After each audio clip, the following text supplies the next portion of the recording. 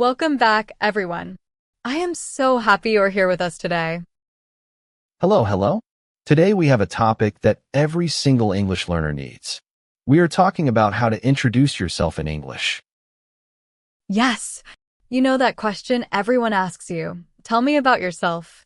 Today you will learn exactly what to say and how to say it naturally.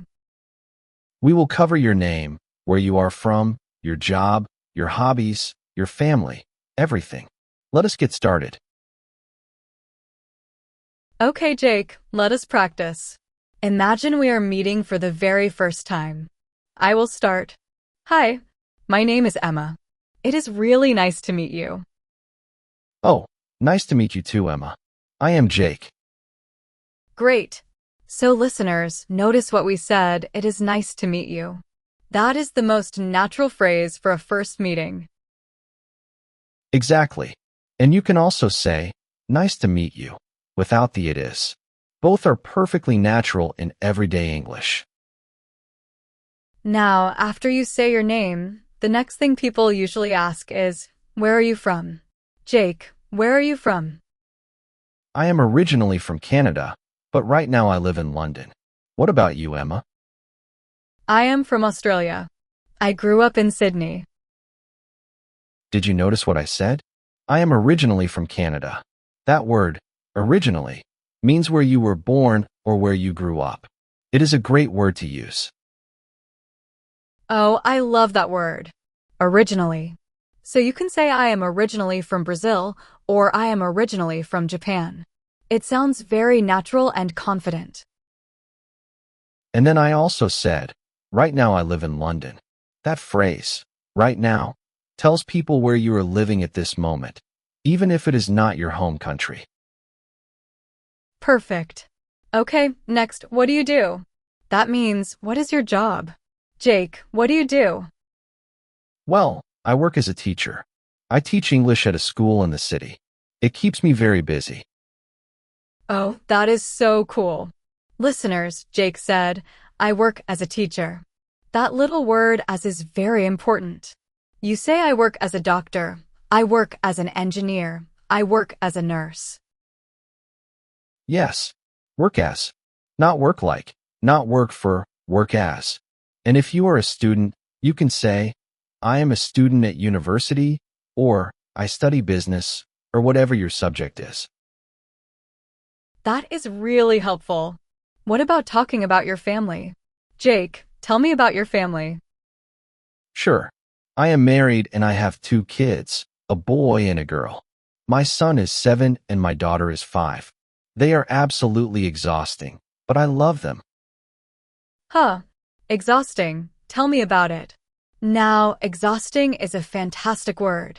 It means something takes all of your energy. Something very tiring. Right. Exhausting. So kids can be exhausting. A long day at work can be exhausting. A very long flight can be exhausting. It is stronger than just saying tired.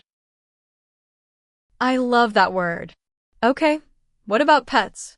Some people do not have children, but they have pets, right? Oh, definitely.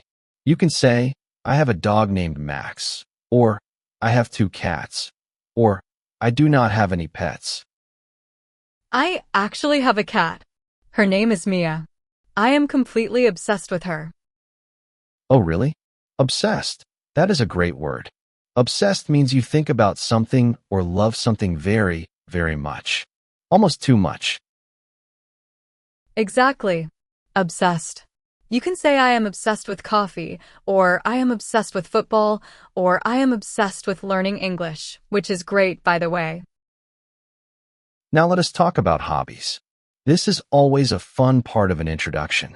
Emma, what do you do in your free time? I love cooking, especially trying new recipes from different countries. And I enjoy going for long walks at the weekend. What about you? I am really into photography. I take my camera everywhere. And I am a big fan of hiking. Getting out in nature helps me relax. Did you hear those two phrases Jake used? I am really into photography, and I am a big fan of hiking. Both of those mean I really love this hobby. Yes, I am really into something, and I am a big fan of something. These are supernatural ways to talk about your interests. Much better than just saying I like.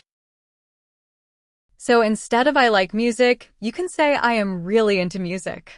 Instead of I like football, say I am a huge fan of football. It sounds so much more natural.